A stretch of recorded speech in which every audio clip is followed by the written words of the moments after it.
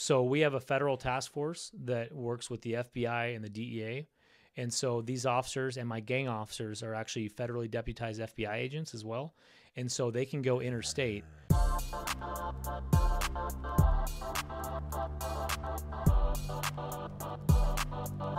Just to cut, no Rogan. Not yet. Not yet. It's interesting. You know what's interesting about Rogan? It's really cool that we have a guy like that, but it's almost like federal politics versus local politics. The most impactful stuff you're going to do has to be at the local level.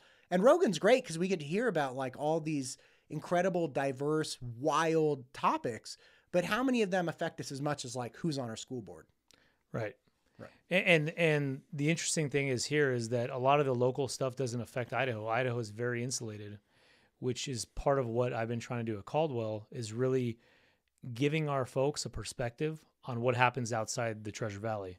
So I'm taking people to Florida, taking people to Washington, D.C., sending them to Washington State, sending them to California, so they can get a real glimpse of what is actually happening in the world outside of Idaho, specifically with law enforcement and the politics that surround law enforcement. All right, talk to me about this, because there is absolutely an an aspect of the law enforcement people I've talked to. They're like, hey, look, our issues are unique. You come from California, you come from Washington, you come from somewhere else. The issues there are not necessarily the issues here or how they present, right? Like crime is crime. I'm not saying you don't have, somebody breaking into cars in every place, but why show that stuff? Like, why send someone to California or to Florida and say, go look at what they're dealing with and how they deal with it? So if you look at Idaho, this state leads the entire country, obviously, in people migrating here from other states for obvious reasons. The wilderness here is amazing. The sporting, the fishing, the hiking, the hunting, all the things that we have to offer here in Idaho. But the problem is that we bring in the outside crime from other states. We don't necessarily have the street robberies. We don't have the random aggravated assaults. We don't have the random drive-by shootings, the homelessness, just the blatant lawlessness that happens in San Francisco, Los Angeles, New York, Chicago, big city America. But that's coming, right? We're seeing a lot more trending in that direction, where we have cars full of gangsters. We have people doing multiple takeover robberies, not necessarily in Caldwell, but in the state of Idaho. We have traveling rings coming in from outside, from Florida, coming into Idaho.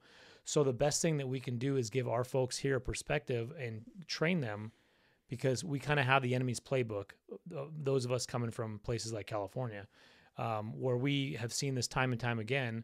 We're seeing a resurgence of crime that's happened in like the 1980s, where people are following home folks from like nice dinners, and then they're posting up their house, they're waiting for them, then they do a robbery. The good thing is we don't have that yet, but it's only a matter of time with all the nice things coming here and the infrastructure and, In-N-Out Burger coming here, and bad people prey on good people. That's just the nature of the game. And so the more good people we have here, it's kind of a supply and demand. It's a market for people to victimize innocent people. The good thing that saves Idaho and that makes Idaho great is it is a constitutional carry state. An armed society is a free society. So people, knowing that they're going to come up to a person that might be armed, potentially be armed, they might not do a robbery. Whereas in California, when all the guns are outlawed, the only people that have guns are outlaws themselves. So part of giving us law enforcement that outside perspective is showing them 15, 20 years ago what people are doing, because society's trend, right? We have to adapt with society just like society needs to adapt with everyone else. And Idaho has been insulated just based on the geographical area alone, because we're not a port city. We're not near, a major hub for anything. Right. But now that Amazon's here and there's big box markets coming here and stores, and like I said, In-N-Out Burger, you're bringing that outside influence into the Treasure Valley, which is a good thing, but it can come with big problems. And so we need to make sure that our law enforcement officers are ready at all times to deal with the changing society that we have to police. Okay. A couple things here. First off, I like to hunt and fish. I moved here because it was safe, right? So you're like, people move here, they love the wilderness. They love, the fishing. No, cut the crap. I moved here because it was safe as safe could be. And they had good schools, and I knew like one person. I was like, that sounds like the state for me. And I wanted to stay that way. desperately. Like, I want nothing to do with what made California and Washington and Oregon the way they are. Now, I've always run under the assumption that the reason they were the way they were was because of policies that got put in place that allowed, for instance, crime up to $900 being like a ticket and, some other things like that. But what it sounds like you're saying is, look, although that may be the policy there, we don't have to have those policies here to get the fallout from that crime. Because essentially what you do is those policies lead to increases in people essentially using theft as a livelihood, then transporting themselves around the state or around the country, and having those policies. I mean, Caldwell's very close to the Oregon border, right? So you have crime policies and drug policies that are different, 20 miles away. It's not very hard to just come across the border and start messing around and causing problems. So is it kind of your perspective that, yes, although we don't have those policies and the prosecuting tendencies that other states have, Idaho still gets the fallout of that crime kind of industry? Yeah, absolutely. And so people, like you said, people come in from Oregon. We're so close to Oregon.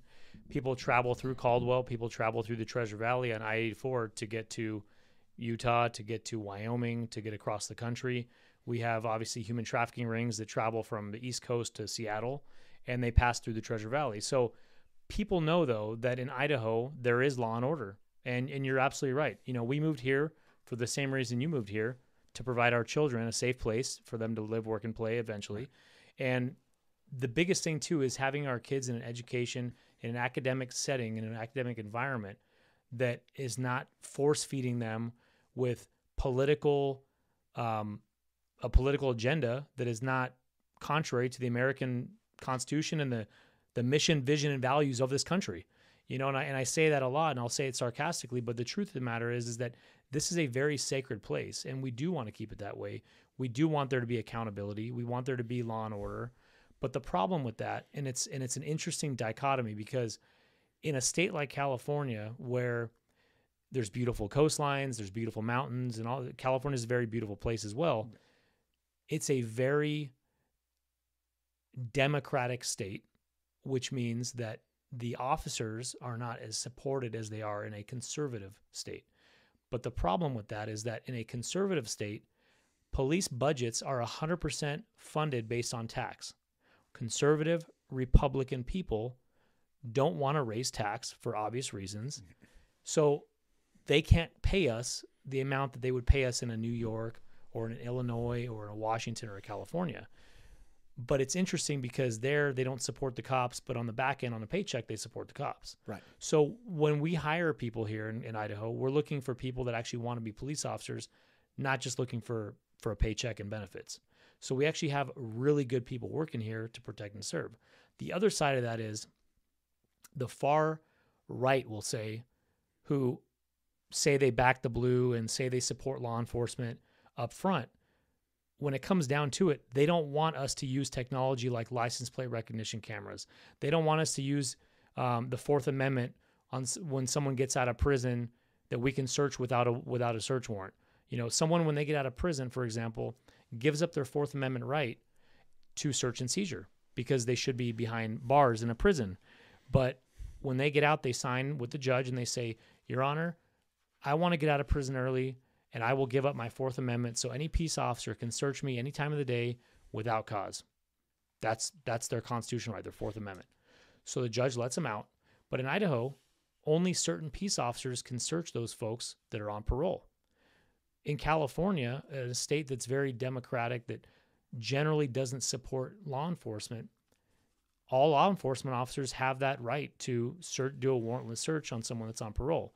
So it's interesting here being a cop here, because we're seeing people that would generally come out and say, "I support the blue," back the blue, support law enforcement, but then the policies in place don't allow us to do our job like they do in California. And it's very heartening. It's very disheartening and very heartaching to see that happen. Right. And again, the culture and community support, overwhelmingly totally different here, which is beautiful. But and again, I hear what you're saying. It's like, it's complex, right? Because it's like, hey, look, we like you, we support you, we really appreciate you, but I don't really want to pay you. Okay. And right, we like you, we support you, we want to have you police our streets, but we also don't want you to like police us too much, right? So it's like the distrust with technology. This is a really big one, right? Because, for instance, things like body cams. I was speaking with Chief of Meridian, Chief Tracy, just the other day, and he's sitting here wearing a body cam, which is funny because it caught me off guard. I'm like, oh, he's recording this. I'm like, yeah, but I'm recording this too. Like everybody's recording this. Like, of course he's recording. Well, I'm not recording. No, I appreciate that, but there's this inherent you find people that are really frustrated with body cams for a lot of different reasons, frustrated with increased technology for a lot of reasons. Do you think the anxiety that people have with police officers policing to the best of their ability using new technologies is just kind of like an inherent distrust with who the technologies, what hands the technology falls into? Like, yeah, you have license plate readers. Everybody would like the bad guys to get caught, but people have a sincere distrust where it's like, well, will it only be used to catch the bad guys? Do you think that's what's driving it? Yeah, I think that people just have this overall distrust of law enforcement since 2020. And I mean, beyond that too, but in 2020 was a very pivotal year for the country. It became very polarized. And I think it's specifically in Idaho where we truly value our Constitution, and it's a very constitutional-based state, people are afraid of government overreach, But what I can say to that is, well, would you rather have more cops out there on the streets driving around, cost you way more money to do a follow-up, to way more man hours, way more overtime, way more taxes, or would we rely on a camera that's working 24 hours a day, so when there is a crime at a certain intersection, we can just pull it up, see who the suspect is, and then boom, do a quick follow-up? To me, we have to change with society, right? We're in an era now where everything is becoming digitalized, and the way law enforcement needs to work has to change. And you see that in every other state. And it doesn't matter if it's here, if it's Texas or Florida. Those are also two very constitutional, Republican, conservative states, but yet they're in the 21st century in law enforcement. We are not. We are years behind. And so what I'm trying to do as the chief of Caldwell is not only change and help Caldwell, the City of Caldwell and the Caldwell Police Department transform into a legitimate 21st century organization, but I'm trying to do that in the entire state of Idaho, like bringing forth waivers. So any officer in the state of Idaho, if we're driving down the street here in front of your house and I see a parolee walking down the street, I don't need to wait for probation and parole to get here in 8 hours from now to say that I can search this guy. If I know he's on parole, I'm going to search him, and I'm going to do a follow-up to his house and search him as well. We need to give those tools back to our cops. Those tools have been taken away, and I think the community needs to let go and let us do our job so we can help keep this place safe. Do you think the community is the biggest imposition, or do you think it's a small minority of people that are exceptionally vocal? Well, when I say community, I mean the folks that are elected by the community. So it's the state representatives, it's the state senate. These people are elected by the people, and so they represent their community, their constituents. So my community in Caldwell loves what we're doing, and they support, automated license plate recognition cameras. They support technology. They support that stuff. But there's other communities in the state that are represented by other folks that don't support that, and that lean a little far right, that are almost so far that they touch the left. And so they are the biggest problem for us because they are so extreme that they are losing track with what we're trying to do. And to me, that's dangerous. It's dangerous when you have folks that truly understand public safety and law and order. They might be military veterans. They might be former law enforcement officers, but they're so far politically charged that they lose sight of just basic law and order.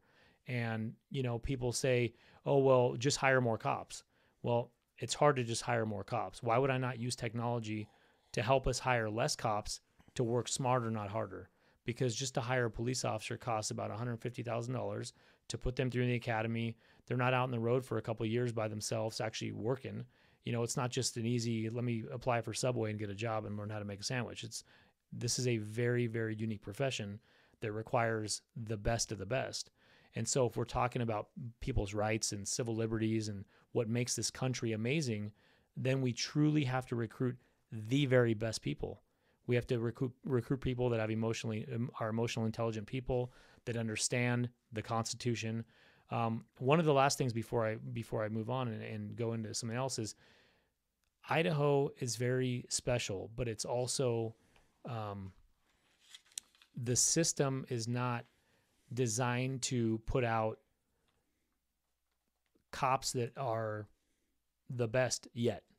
And I say that because the current state law doesn't require a police officer to go through a police academy until they have a year on the job. Sorry, back me up on this again. So Matt, let's go to war. Okay. I'm going to send you to Afghanistan. I'm going to give you a rifle. I'm going to give you body armor and a helmet and say, go to Afghanistan and protect our country. And then when you come back from your first deployment in a year from now, I'm going to send you to boot camp for 12 weeks. Wait, what do they do then? Like if you wanted to hire me, you're like, all right, Matt, get in the car, let's go. Well, that's what they do in other parts of the state. And so it's absolutely asinine that our current law allows for that. But so in Caldwell and in the Treasure Valley, we don't operate that way. But in other parts of the state that don't have the luxury or the liberty of just sending someone to the academy, they will literally work in a police car for a year, sometimes 2 years because of COVID, and have never gone through any formal training, no constitutional law, no firearms training, nothing. And they're a police officer. Is that because there are so many rural and remote Yes. communities that they're like, hey, look, this is Bob.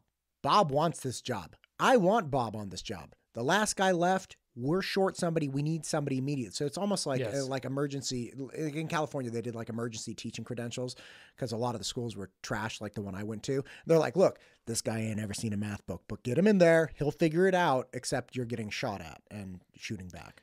That's exactly what it is. Okay. You know, and part of it too is post the Peace Officer Standards and Training, which is the governing body that oversees all law enforcement training and standards and stuff. Sure. They were delayed because of COVID.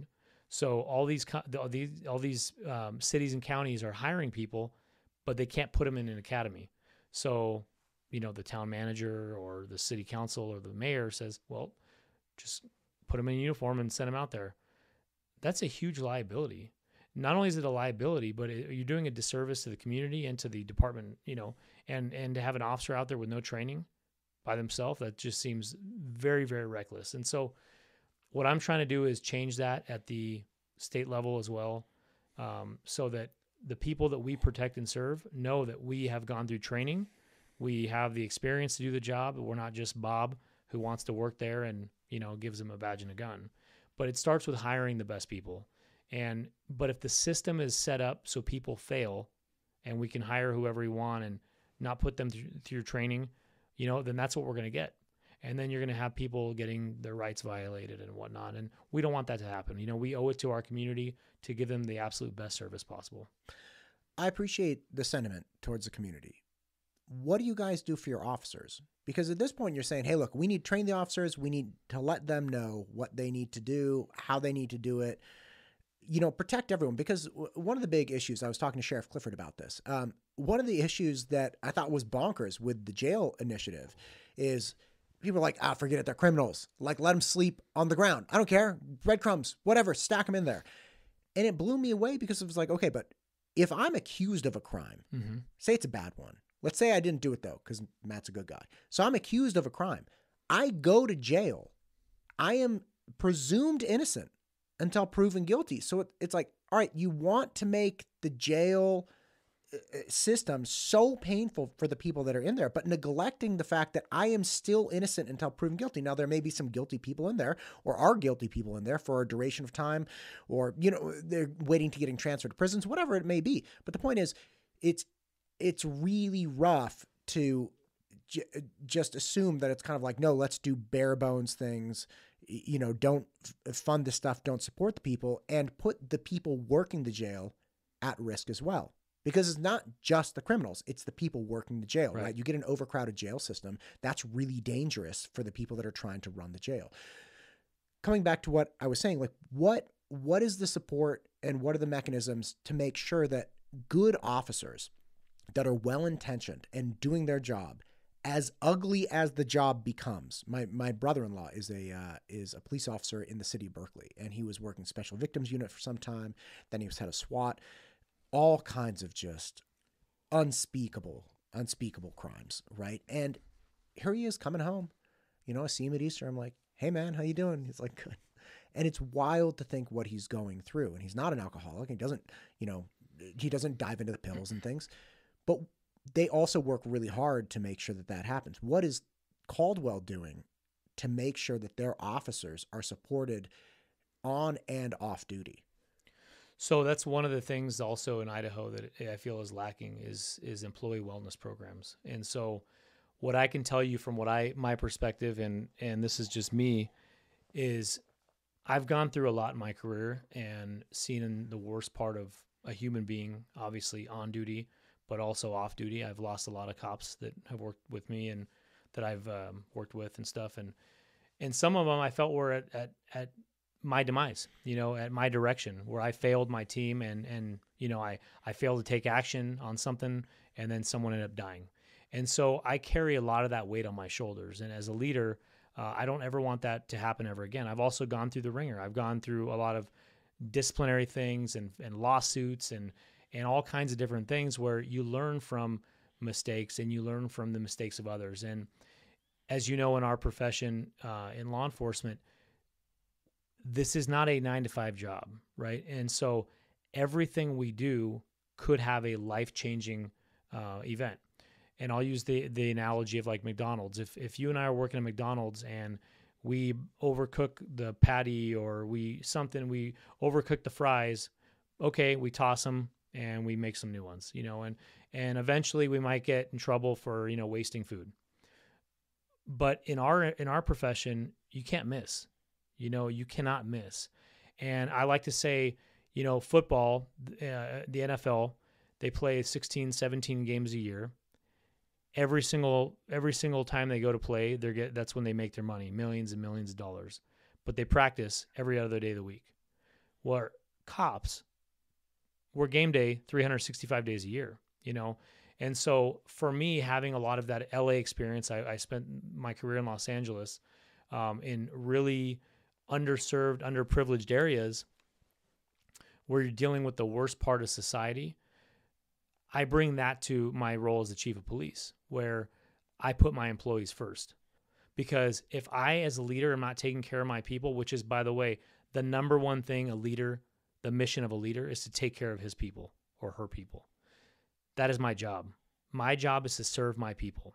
If I am failing to serve my people, then I shouldn't be doing there. I shouldn't be the chief. And so I take it very serious. Just in the last year, we've gotten them a 25% raise in wages. It's not about money. It's about culture. But when you hire people and you value their hard work and you put a price tag and $1 on their hard work, it stimulates good people applying. When you say, hey, you know what, we're not going to cut the hiring standards like other agencies in the Treasure Valley might be doing to hire more people. I don't care about quantity. I want quality people. And so we actually raised our standards. We're raising our standards. We still do the polygraph. We still do thorough background investigations. I've had to tell people from my own former department, from LAPD who applied, sorry, you can't do that. We're not going to hire you. We are not going to accept that mediocre type of behavior in my agency. So stay in LA. I love you, but you're not coming to work for Caldwell. And so when you create this environment of a high performance type, everyone owns it, everyone wants to be part of it, and you take care of them and you give them the best benefits, you give them the best EAP, employee assistance program, you give them the best everything, equipment, training. Hey, you know what, guys? I know you're used to going to Boise to go get training from the same people every year, but we're going to send you to Florida for 8 weeks to go see Sheriff Grady Judd at his leadership program. No one's ever done that in Idaho. Well, we are. Caldwell is investing in our people. We increased our training budget from $67,000. You heard me, $67,000. That's what the whole training budget was for the City of Caldwell, for the police department, to $270,000 in 1 year. And next year, we're going to increase it. We're going to double it again because we need to invest in our people. When you invest in your people, you get quality results. And I firmly believe, Matt, happy cops are productive cops, and productive cops keep communities safe. That's remarkable. It's remarkable you've been able to increase that training. I'm not a law enforcement agent. Okay, let me make that really clear. But I do a lot of combat sports and jiu-jitsu in particular. I've been at jiu-jitsu for a decade and a half. Huge fan. It's black belt, black belt, double black belt. Yeah, well, almost 10 I don't years. know what that means. Almost but 10 years. Almost 10 years as a black belt. Yeah, and again, it's part of my life, like my left Sure. arm, right? Like it's Who what you I are. do. It's who I do. It's who I am. It's what I do. It's really important. One of the things that you learn really quickly as you start getting better is the most dangerous person to train with. The safest person to train with is a black belt. The most dangerous person to train with is a white belt, because they haven't had enough training to know how to keep everyone safe. So it's like, for me, it's really, because I really like teaching, and I really want, it's tough as a white belt. You come in, you're getting your ass kicked. You have no idea what's going on. I try to go over and, train with them, because generally when I go to training, I'm like helping the upper belts, rolling with the other black belts or brown belts. But even me, when I go to the white belts, it's like, oh, this is going to be so rough. And I always end up with like, somebody clawed my arm off, or, I got, knocked in the nose, because they just don't know what they're doing.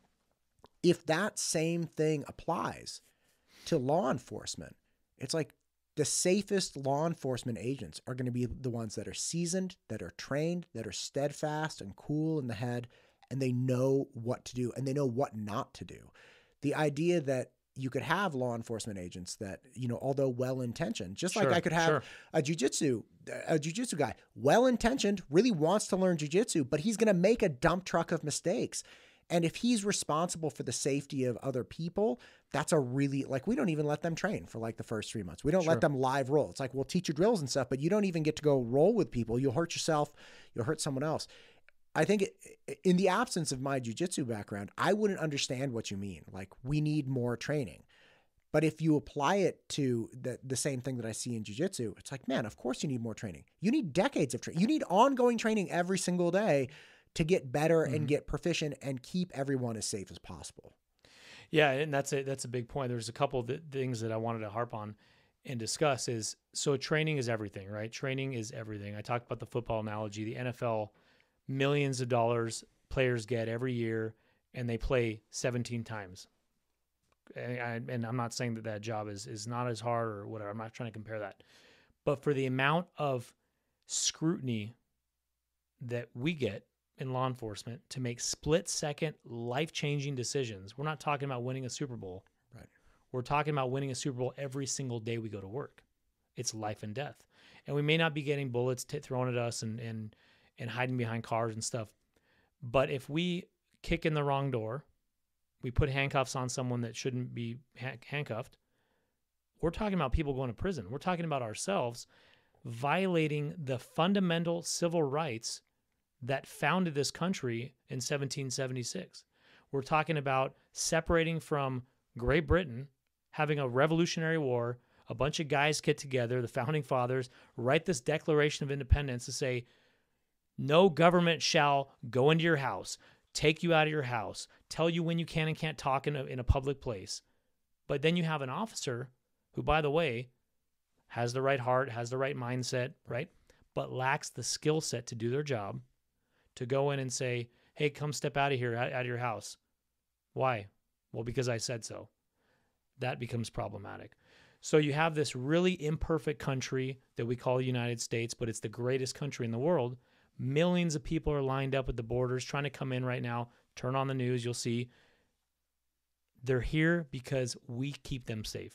They come here because they know that as soon as they step foot on our soil, American law enforcement is doing everything we humanly possibly can to make sure that their rights don't get violated, that they're safe, they're not going to get ambushed, they're not going to get beheaded, they're not going to get hit up by, Hamas paragliders coming into a football game, all the nasty things that are happening.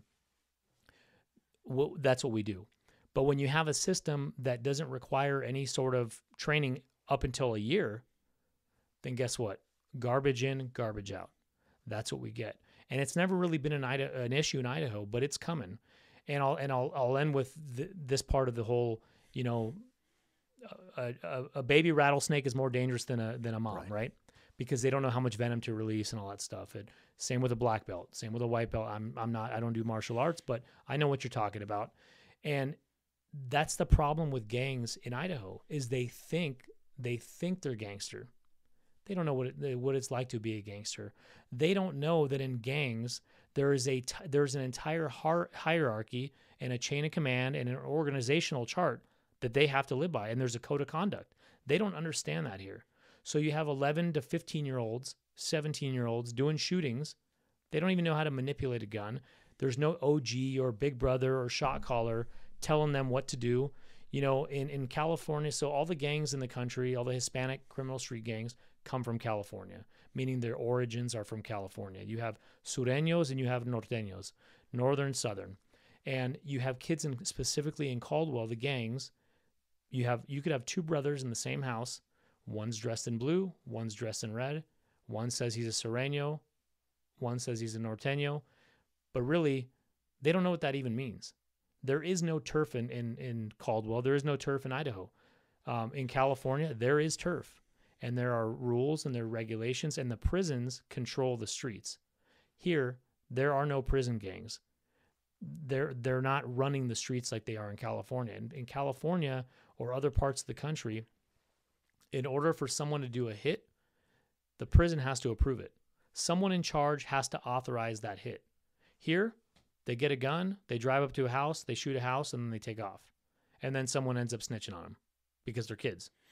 Okay, so what's driving? If you don't have the same kind of gang structure where, you know, depending on where you live, you have to be a part of a gang. I had a essentially stepdad when I was growing up who grew up in Chicago, and he said that he had to pretend he was a lot younger than he was. Even though he was like 13, he had to pretend he was 11. It's like, because once you were 12, you had to be part of this gang, and if you weren't, they would shoot you and put dimes in your eyes. It was like, just lay dimes in your eyes because your life wasn't worth a dime, right? That was the whole saying behind it.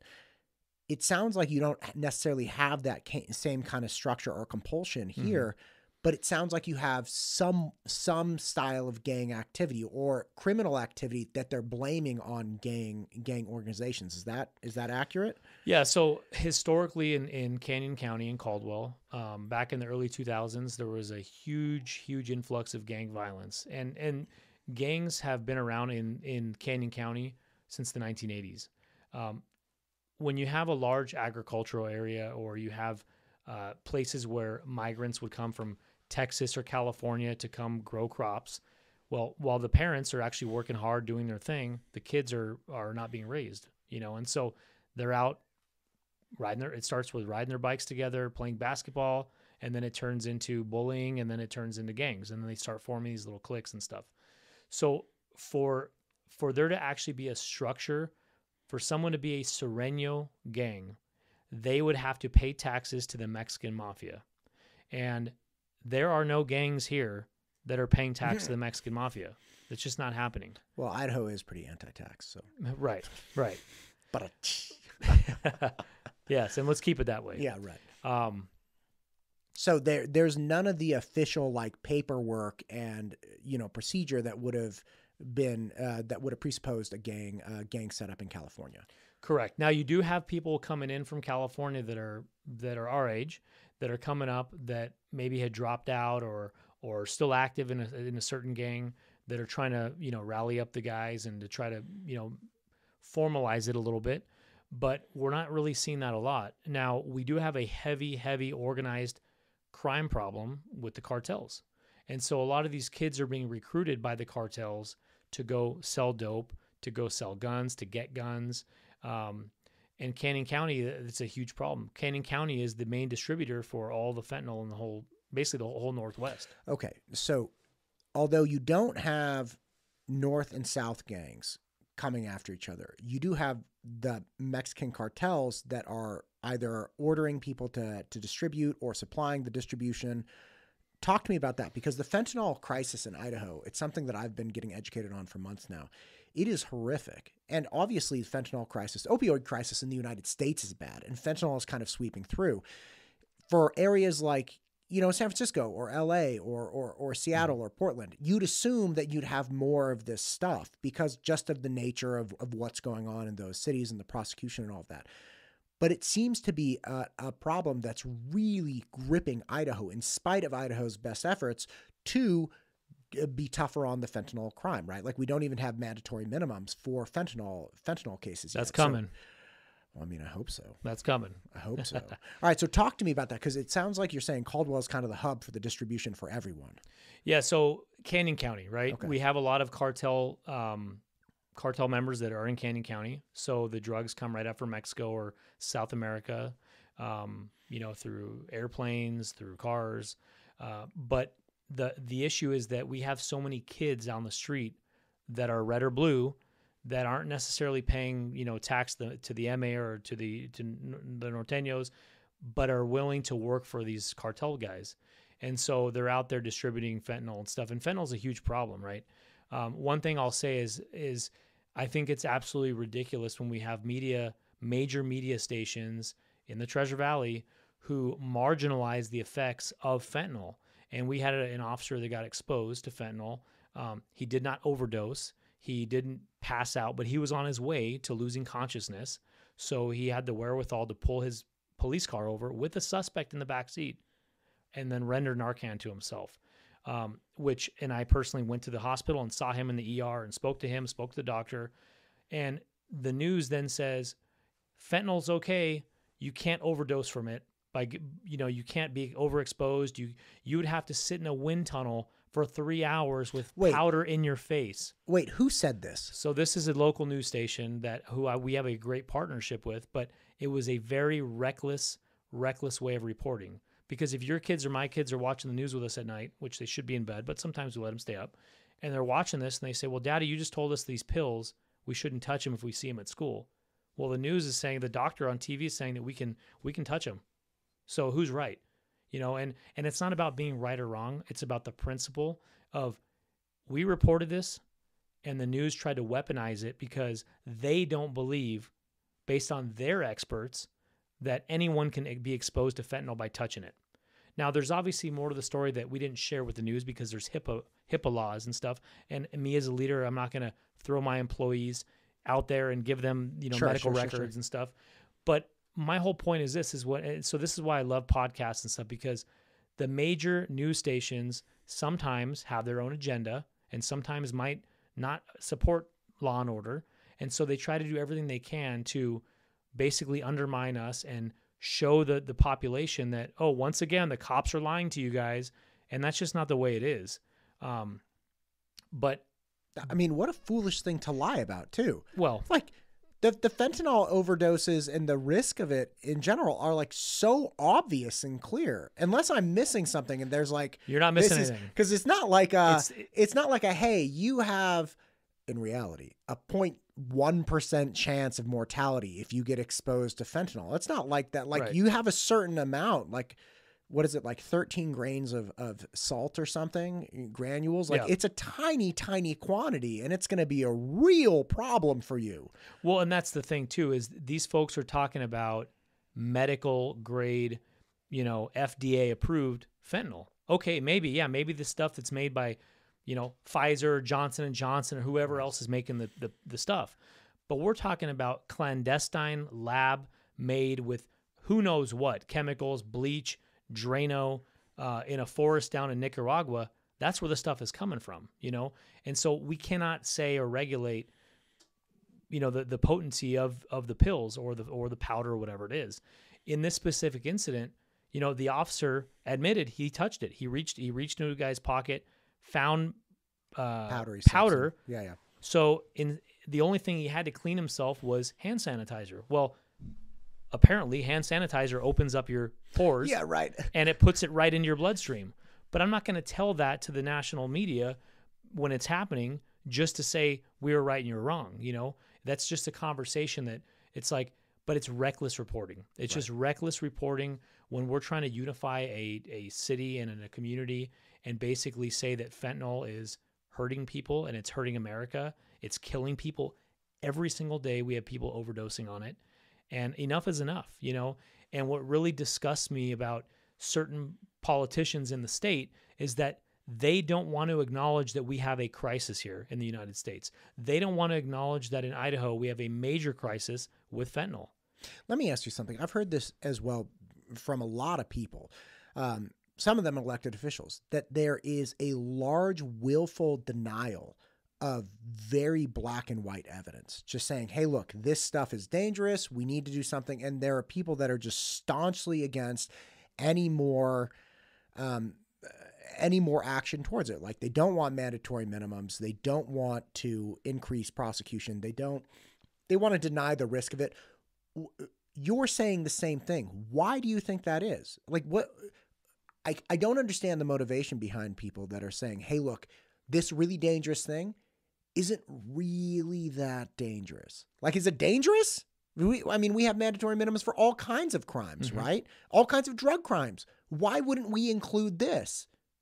Well, that's a good question. I mean, I do know that there are certain politicians that may have people or friends of them that are locked up for mandatory minimums on certain other crimes. And so the whole thing in Idaho is that we want to give the judges the judicial discretion to be able to impose a mandatory minimum. And so there's a lot of back and forth last legislative session about, well, there's no safety valve. There's no safety valve. We don't want the average drug user to get, if he or she get stopped by the cops, to have to now serve a 20-year sentence for having a couple pills of fentanyl. We are not talking about the average tweaker using drugs. We're talking about traffickers. Right. And they're not talking about drug users. Correct. Like, not even the average tweaker. Like, you're not talking, the mandatory minimums are not designed to put somebody who's suffering from drug abuse in jail. They're talking about people that have 50 plus pills. It's not an accident. Like, the average drug user is not walking around with a bag of 300 pills in his or her pocket, right? Like that, there are precedents set to designate somebody as a distributor. Absolutely. And let's get this out there, is everything that we do is based on totality of the circumstances, right? There's specific intent crimes, general intent crimes. For us to arrest someone, we need probable cause. For us to convict someone, we need beyond a reasonable doubt. Right? And for us to be able to show to a court, to a judge, that we have sufficient probable cause to believe that you are trafficking narcotics, we have to show, the amount that you actually have, the fact that you might have large, multiple denominations of different U.S. currency, scales, baggies, things that normally a user would not have. Without that, we cannot prosecute or even make an arrest for trafficking. The mere presence of 50 pills or 100 pills is not enough for us to say, generally speaking, that you're dealing dope. Now, if you admit to it, or if we go through your phone and there's multiple people at different times that you're calling and saying, hey, how much do you want? Those are other circumstances that would lead us to believe, a reasonable person with similar training experience, to believe that you are probably dealing dope. Fentanyl is weird because you have a drug that is by far the deadliest drug the United States has ever seen before, but yet you have states like Idaho that don't want to put a mandatory minimum in place because the people that make the laws, we just enforce the laws, the people that make the laws might have family members or friends or someone in their life that has been arrested for some other mandatory minimum drug offense, and they can't see him anymore. So they don't want to be the person that puts their name on that bill. So one of the things that I got educated on with regard to mandatory minimums is that mandatory minimums actually help climb up the chain of the organization that's distributing things, right? Because in the absence of mandatory minimums, police officers and detectives don't have the same kind of discretion and with prosecution as they would with a mandatory. So say there's a mandatory minimum, right? The police officer pulls somebody over. They have reasonable suspicion that they're dealing, and they think they can prove it beyond reasonable doubt. They get to say, okay, look, help us understand what else is going on, because the participation in the detection and prosecution of additional higher ups can help to plead down the prosecution. So it's like, okay, we're not going to prosecute you for this thing that has a 5-year mandatory minimum if you help us catch the bigger fish, right? So it becomes a hammer that you can hit over the head and keep working up the higher ups in the agency with that. Again, having that mandatory minimum. You take that away, you don't have the ability to reduce the sentence or the prosecution of that individual because you don't really have the hammer. So then it just becomes, okay, if there are 8 tiers of this organization, you grab the guy on the bottom, you don't have any way to pressure him to get the second or third or fourth tier of the organization. So you just end with the first tier. Yeah. And that's part of the problem too, is when you take away that bargaining tool that we sometimes have to use, then we can't go after the actual root of the problem. If we just fix everything with Tylenol, we don't cut the cancer out, well, you're going to still have headaches no matter what. You're just treating the symptom. You're not treating the actual cause of it. The good thing I can say is that we've been on, investigations where these folks will say, we don't want to have a deal go down in Idaho. Meet us in Oregon. And so my officers and my confidential informants will drive to Oregon. They have federal power. They drive to Oregon. They do the deal in Oregon because they know that Oregon is lawlessness. You know, with all the zero bails and all the stuff since 2020, the suspects know that stuff. You know, the criminals know that. And so, but what we need here to solidify our state and make it completely whole is that mandatory minimum on fentanyl. And so what my message to everyone that can vote is, please vote for that. And also to our lawmakers, we need to get our heads together and put our political differences aside. And if you truly care about keeping Idaho, then put a mandatory minimum in for fentanyl, because fentanyl is killing our state and it's killing our country. And this American flag behind us is the best flag in the world. And it's not going to look like that if we allow drugs like fentanyl to continue taking over our communities. Let me ask you something. Your officers have federal power, you just said. So Yes. they can go... Not all the officers. Not all, Yeah. sure. But they can go into Oregon, do a drug deal. What happens to that person in Oregon? Do they get driven back and prosecuted in Idaho under Idaho law, or do they stay in Oregon and go through the court system there? No, we indict them federally. So we have a federal task force that works with the FBI and the DEA. And so these officers and my gang officers are actually federally deputized FBI agents as well. And so they can go interstate. But it's interesting when you have the guys in Ontario, Oregon that are telling my guys, hey, we can't go to Idaho, meet us over at, you know, the Dutch Brothers in Ontario because, you know, Idaho cops and, you know, law and order and all that stuff. Not realizing that my guys are federal agents. So we can go anywhere we want. And then now we get them on both sides of the line. So now it's a federal case, not just a state case. Yeah. Everyone I've spoken with in law enforcement has talked about people traveling outside of Idaho to collect supplies or bring them in, because everybody knows, well, at least the majority of criminals know that Idaho is really not messing around. Right. But correct me if I'm wrong, there are traveling, essentially, crime rings that come through that are ignorant to the severity of laws in Idaho. I was talking to former Detective Miraglia about a month or two ago, and he was talking about listening to jail calls. He's a really good dude, by the way. Man, he was wild. He came in, and again, he's, you know, a civilian now, right? Because he's retired. He came in, first time I had met him. I hadn't even talked to I got connected with him through something else, so I didn't really have a chance to chat with him on the phone or anything. He came in and he started talking, and you could tell as he got more and more into the story and helping people understand, you know, just getting comfortable on mic, the more intense things got with, you know, the career he's had in law enforcement has seemed so bonkers. But again, he was talking about this group of people that had done a drive-by, gangbangers done a drive-by in the Oregon area, shot an old lady in the back, and they got like 3 months or something. Mm-hmm. They came here and did check fraud, and they got something like 3 or 4 years. He said, hearing them on the phone, they're like, I can't believe this. Like, I'm going to jail. Yeah. I'm not just going to jail. I'm going to like 3 years of being locked up. Like, this is wild. Welcome to Idaho. Right. What is that saying? Come to Idaho on vacation, leave on probation. That's right. That's right.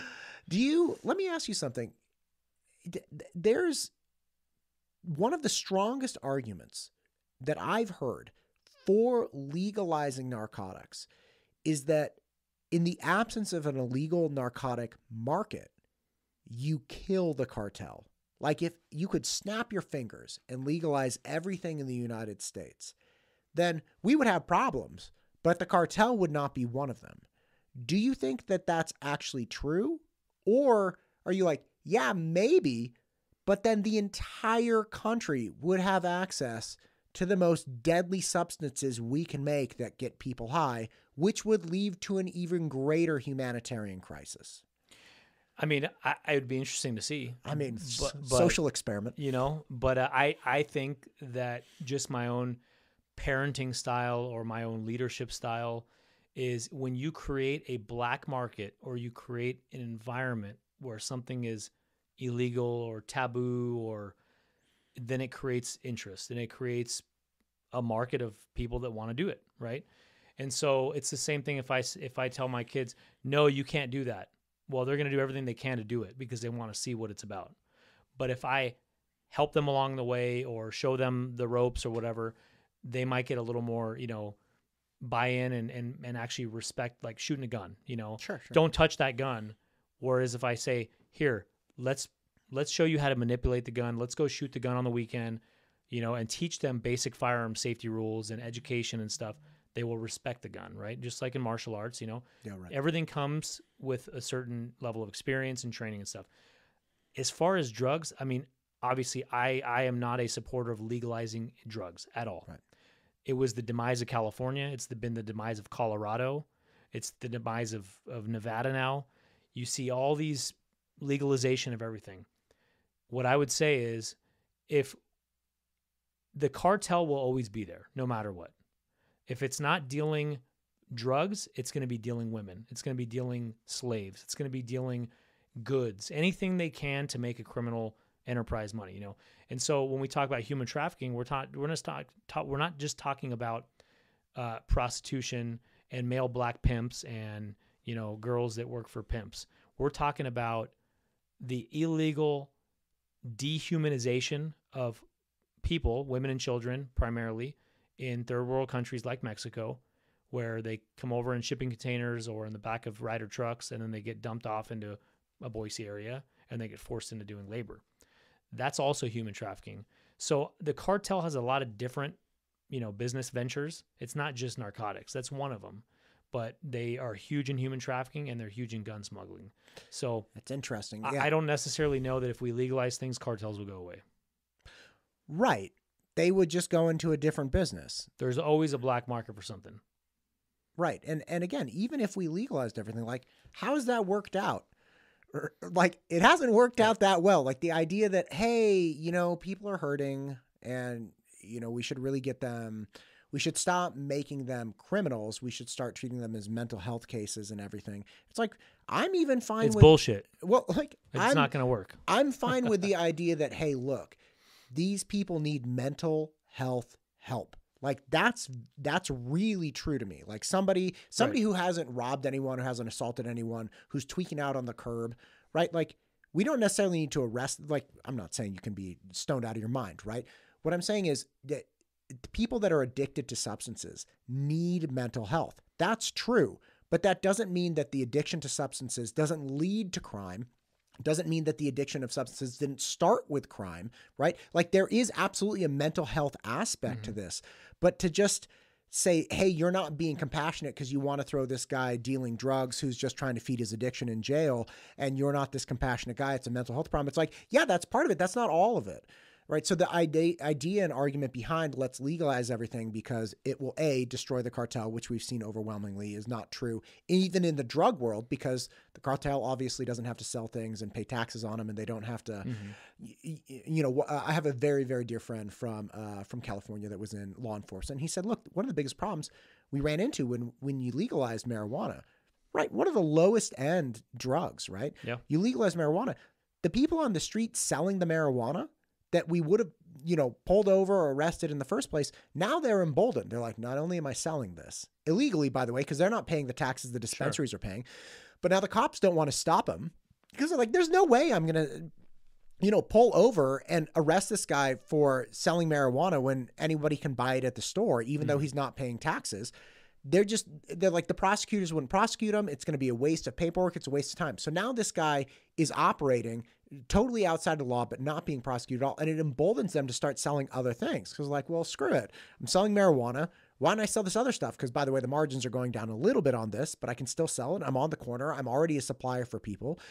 And he said it was just a snowball, right? The more you gave them leeway, the more leeway they took. And it became worse and worse and worse. And then that culture of drugs, of selling, led to more crime, led to more problems. And it just took off from there. Yeah, I mean, I couldn't agree with that more. And it's like the Sir Robert Peel's, broken windows theory. It's that is essentially when we talk about, like, when we're growing up, marijuana is the gateway drug to everything else. Don't do it because you're going to start doing cocaine and all the other things, right? But we see that happen every day. We see where someone is not a druggie or uses it the first time, and then they hang out with someone else and, oh yeah, I've done that once. Okay, try this one. And before you know it, now they're popping the pills. And, back in the day it was ecstasy and all that stuff. But the bottom line is this, is if we legalize marijuana in Idaho, we will become the worst part of those states like California. When during COVID, they used COVID as an excuse to have zero bail policies. And what did that do? We had officers that literally were shot and killed by guys that should have been in jail, but were out on zero bail because the judges could not put them behind bars for 6 months to a year because the courts were closed due to COVID. And it's absolutely disgusting when you have cops that are out there trying to protect and serve that are arresting the same people over and over again, not for drug offenses, but I'm talking about robberies and aggravated assaults, shootings, and heinous crimes like that, victim crimes. But guess what? They all have drugs on them. They all have stolen property usually on them. They're usually using a ghost gun or a stolen gun. So my thing is when you create a culture where it's just lawlessness, that's what you're going to get. Garbage in, garbage out, right? I just went down to California last weekend to go see the Broncos play, go Broncos, but they lost to BSU. And I was driving down a street where I used to work in South Central Los Angeles, and it was bad when I worked down there. But I can't tell you the difference in the last year and a half since I went down there. It just prostitutes on every corner, standing room only, completely just like a third world country. And wait, where in LA was this? South Central Los Angeles on Figueroa. Oh my Figueroa and Manchester. And it's just it's a black market for whatever you want to buy, and there's no cops, right? Because everything has been decriminalized, and I ran a human trafficking task force in Los Angeles. I worked the blade down there a lot. That's where I spent most of my career, was down there. But to say that that's okay and anyone can have whatever kind of drugs they want on them, drugs are just the door for us to get in the car and to see what else is going on, to actually investigate human trafficking, to investigate people that are out on parole or probation that are committing robberies and armed robberies and stuff like that. That's really the bigger picture here. We are not going after the druggie that, is experimenting with some fentanyl. We don't care. I mean, we care about their livelihood, right? But we don't care about putting them in jail. To be honest with you, our jails are full and crowded. We don't want people that are not criminals to go to jail. We're not pulling over the little old lady that has some of her grandson's marijuana in the car that he forgot when she picked him up from his friend's house. I don't care about that, nor do my officers. They care about the 4 gangbangers that are driving through town in the middle of the night that are not going to paint white picket fences. They're going out to do a drive-by shooting, right? And when they see a plume of marijuana come out of their car, that's probable cause for us to pull them over and to investigate something else that's really going on. Maybe do a search, maybe find a stolen gun, maybe someone's on probation. I don't know what it is, but there's always some sort of criminal nexus happening. But when you start decriminalizing the small things, the big things just come right with it. And that's what I don't want to ever happen in Idaho. Man, listen to me. I've had you for a while. I know you have other things going on. I know you're on duty. I have a whole list of things I want to talk to you about, so we're going to have to do round 2 at some point. Let's do it. I really appreciate you coming in. Is there anything you would like to say in closing? I just want to say thank you very much. Thank you for reaching out. Thank you for bringing attention to these, issues. I know that you have a lot of really, really high caliber people that have come through here. I'm the lowest of that caliber. So I appreciate you reaching out, and thank you for supporting your community and supporting the United States and supporting the great state of Idaho. Yeah, man. Listen, thank you. I sit here with a stupid microphone. I'm not, you're wearing body armor. Like, our jobs are not analogous. I appreciate you. I appreciate what you're doing for the state. I appreciate what you're doing. I don't live in Caldwell, but I've been there. I've eaten there. I've enjoyed the area. I appreciate that you're part of what's keeping it safe and keeping it awesome. And again, if we don't, I can't, especially from a law enforcement standpoint, I can't just be concerned with my immediate surrounding, right? It can't just be like, well, in the 5-mile radius where I live, everything's fine. It's like, we saw that. That was one of the biggest reasons why I ended up leaving California. We lived in a very safe little pocket. There were 2 off-ramps on the freeway, right? And this little 2 or 3, Danville, all right? And when George Floyd happened and there was all that civil unrest in 2020, they made this big deal about, like, they started checking everybody coming off the on-ramps, and, like, you know, we boarded up the town and all these things, and you felt really safe. But over the next 12 months, you realized, oh, it's over. It's over, because even though technically Danville might appear safe, the enemies at the gates, they were coming through. Like, it was 25 minutes from Oakland. And then Concord, which was close by, Oakland's a nice city. What are you talking about? Oh my God. Oh my God. It's so, but the point is, it was the area, and all of a sudden, all the criminals, it was very evident. The criminals knew exactly where the money was. They would drive into Danville, do crimes, were out of Danville in like 30 seconds. So it's understanding that it's all of us working together that makes a safe community. You can't exist as an island in a law enforcement standpoint. It doesn't work. Even if Danville was the safest possible place, there are armed robberies, firearm, like, pointed at the head in the Trader Joe's parking lot now. Like, there are people getting robbed at knife point at ATMs in the safest town in California, which is what Danville was. And that's because the surrounding areas were not taking law enforcement seriously. And for that reason, I greatly appreciate your efforts in Caldwell. Thank you for what you're doing for Southwest Idaho. You're welcome. And, you know, just to wrap up, because you brought up an interesting point. In 1992, with the riots down in Los Angeles, the criminals destroyed their communities. They raped, robbed, and pillaged throughout all their local stores, mom and pop shops, dealerships, you name it.